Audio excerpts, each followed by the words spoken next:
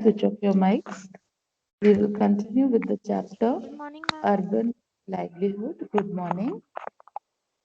Last time we did the story of Rampreet, who's a rickshaw puller, and how he spends his life in the city where originally he belongs to a village. His family is large and it is settled in the village. We talked of the street vendors, how they sell their things on the streets, and how the government has looked forward in allotting places for these street vendors.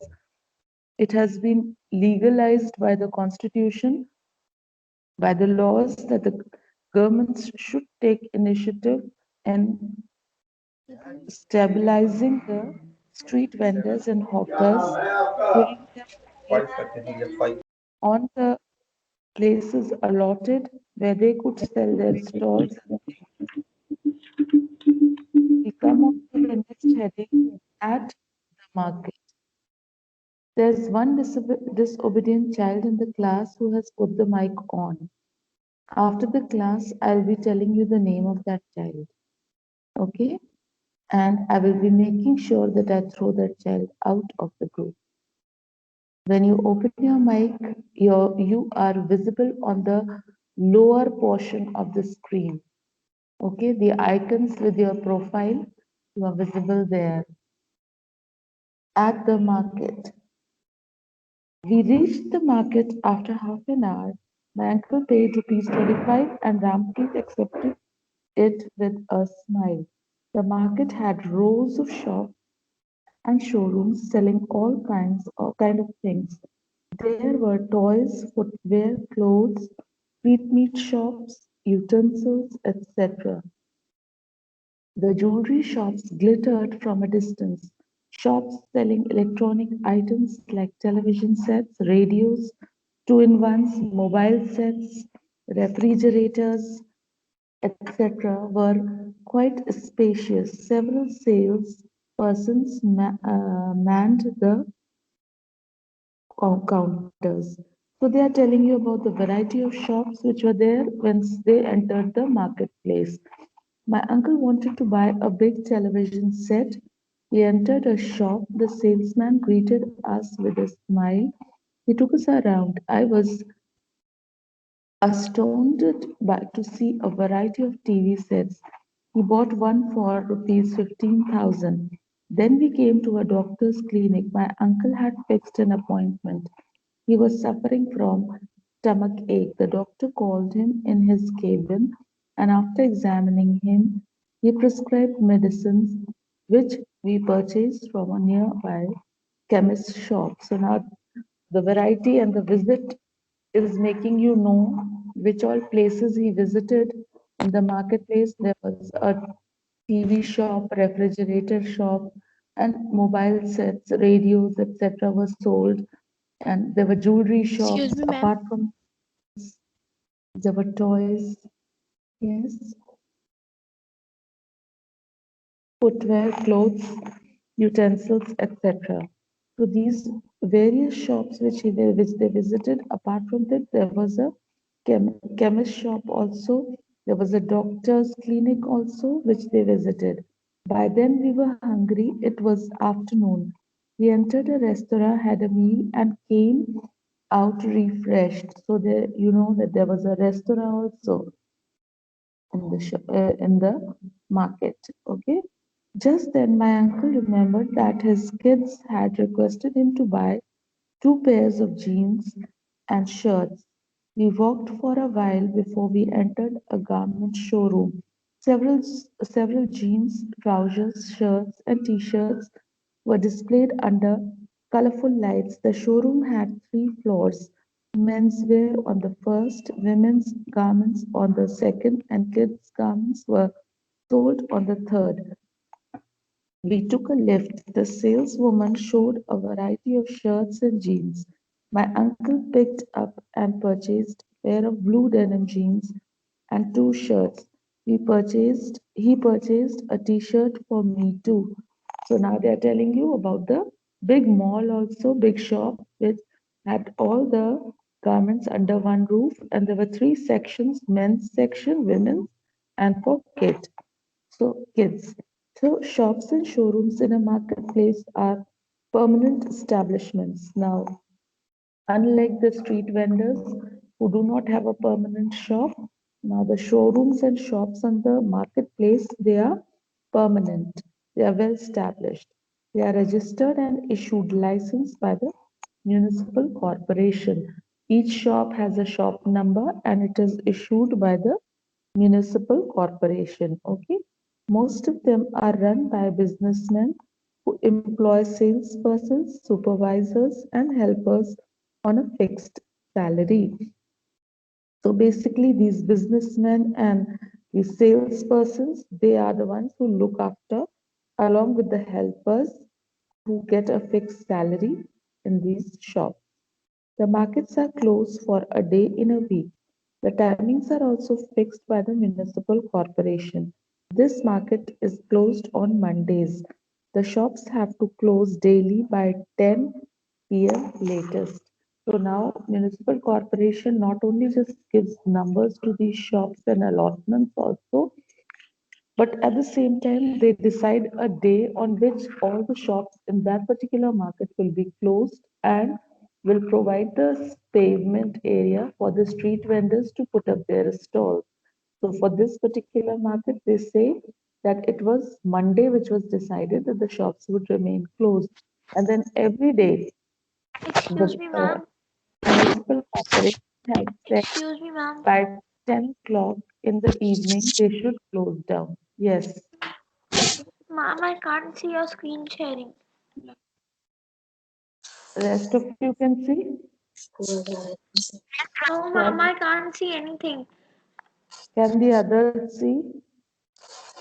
Yes, ma'am. Yes, Then ma'am. forget. Yes, Yes, ma'am. ma'am. Ma'am, now it's Then visible. now I removed it. Now is it visible? Ma'am, yes, now it's visible. Okay. Even if the screen is not visible, child, you can always open up your book and read it instead of disturbing the whole class. But then it's okay. You should tell me. Okay. Some offices providing services are also located in the market area. For example, banks, courier services, and clinics. We are on the last two, three lines where they are saying apart from the market area, there are some offices also which deal maybe with the banks, the courier service, the clinics, etc. Then they talk of the new heading, the factory area. Just now we discussed the market area. Now we are coming to the factory area. Let us see. My uncle wanted to take me around the factory area of the city. Generally, factories and workshops are located in the suburbs or outer parts of the city. This is because they cause pollution. So now uncle decides to take him to a factory area which is away from the city. Why? Because it's a source of pollution and many a times. So mostly the factories are set up far from the city, at the suburbs, okay, at the outer skirt. We took a bus to the area which is located 15 kilometers farther from the market area. The bus was overcrowded and I had to struggle to get in. Most of the commuters were standing. We had to jostle our way to a corner of the bus. A passenger told me that as it was afternoon, the crowd was less. In the mornings and evenings, buses are more crowded because then the workers travel to work and return home. I couldn't believe what I saw and heard. Life in a big city is very difficult. I belong to a small town and the life there is easy. The crowd is much more in a big city. We got off at a chalk. So now they're telling you about a bus journey which this particular child did along with his uncle, where the bus was overcrowded and it was basically full of the commuters. That means those people who go up and down that area quite often. And most of them were the factory workers. And though the bus was jam packed, but the person in the bus told that this is still easy. It is more crowded in the morning and evening when the workers go and come back. And then finally they stopped the bus at the chalk, okay, at a circle. Now, this chalk was crowded too. Groups of people sat here and there talking and discussing. Some well-to-do people were talking to groups of laborers. The laborers carried cans, brushes, spades, baskets, etc. My uncle told me that it is called labor chalk because daily wage laborers assemble there every morning. They are casual workers who are hired by needy persons on daily basis. Neither the employer nor the employee have any obligation towards each other. These wage laborers generally work at construction sites, dig pipelines, lay telephone cables, build roads and overbridges, load and upload trucks in the mandis and whitewash houses in colonies and office complex. From their appearance, their income seemed to be quite insufficient. They were ill clothed and seemed ill fed too. I was filled with pity. So now, on landing at the chalk area, which was known as labor chalk, and why was it named? Because the laborers here worked on daily wages. Now, those who work on daily wages, that means every day. Daily means every day. Wages means that the amount of money given to them. So, on daily basis, they are paid and they do the works such as whitewashing the house, cleaning, drawing out pipelines, road constructions, etc. And people from according to their need, they come and they ask and bargain and take these wage workers for their work. Their job is not permanent, and once the work is done, they have to again stand on this chalk, labor chalk, and look forward for another work.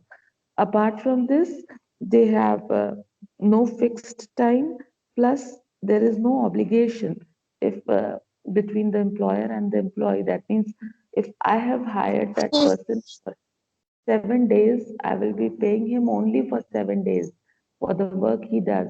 After the seventh day, I have no obligation how he will earn his money. Okay, so their Yes. conditions remain poor. Just a second, let me finish off.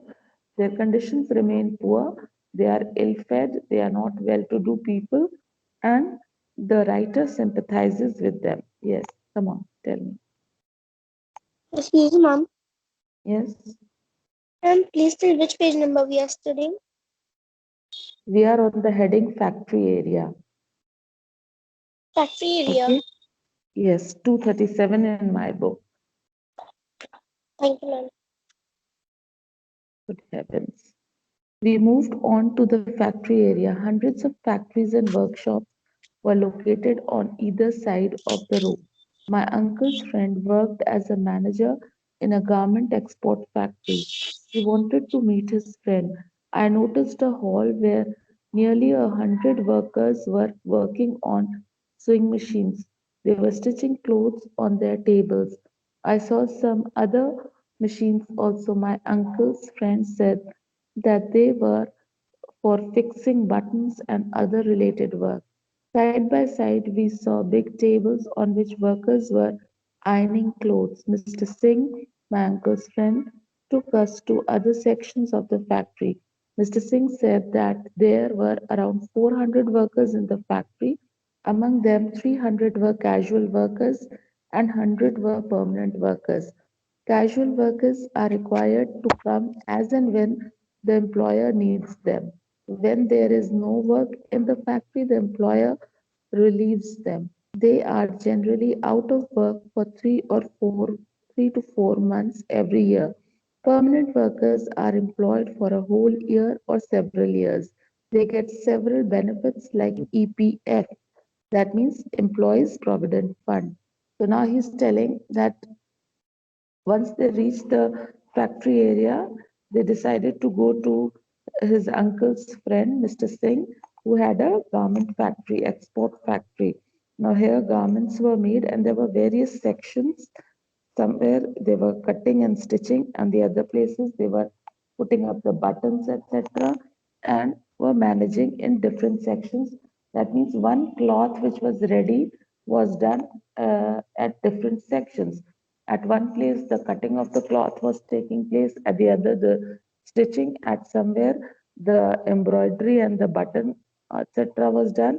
And then at certain other section, the ironing of the clothes was done. There were nearly 400 workers, Mr. Singh told him, and out of these 400, 300 were not permanent. They were only hired for a period of 3 to 4 months. After that, they are released. Then nearly 100 workers were the permanent workers who worked there daily. And they get all the benefits also. They get the Provident Fund. Provident Fund is Employees Provident Fund means the benefits that once you leave the job, then also a little amount is given to you even when you leave the job. That is called the Provident Fund. This arrangement is natural in export units because these caters to their clients in European countries like USA, Russia, UK, Germany, etc. These units export light cotton shirts and trousers for summer. When there is an order from the client abroad, the work is done urgently to meet the deadline. Workers are required to work in day and night shifts. Each shift lasts for 12 hours. Different sets of workers work in the two shifts. Day shifts start at 9 a.m. and ends at 9 p.m. The night shift starts at 9 p.m. and ends at 9 a.m. The normal working hours for each worker is only 8 hours with half an hour extra time for lunch. So now they are telling you that the time distribution for the workers working here, they work for 24/7. That means in two shifts they work. The first shift begins from 9 morning till 9 at night, and the other from 9 in the night till 9 in the morning. And these workers, they work for various orders which they get from abroad. The stitching of cloth is done and then it is exported. Exported means sent to the other part of the, sorry, sent outside the country. Now, why do factories employ casual workers? They employ casual workers so that they get their work done at a quick speed with no obligation uh, of any fixed date, time, and salary. Now, shouldn't all workers be made permanent in factories? I don't think so. All workers should be made permanent because the work in the factory depends upon the orders which they get. If there are no orders, then employing 400 workers would be a total wastage and the factory might go in loss. But if the work is more, then the daily wage workers are appointed and they are given the salary accordingly to the days they work for. We stop here for today. Now only a small little heading is left. That is the office area, which we will take up soon. Okay. Anyone else? Excuse me, ma'am. Anything else that you want to know? Excuse me, Everything ma'am.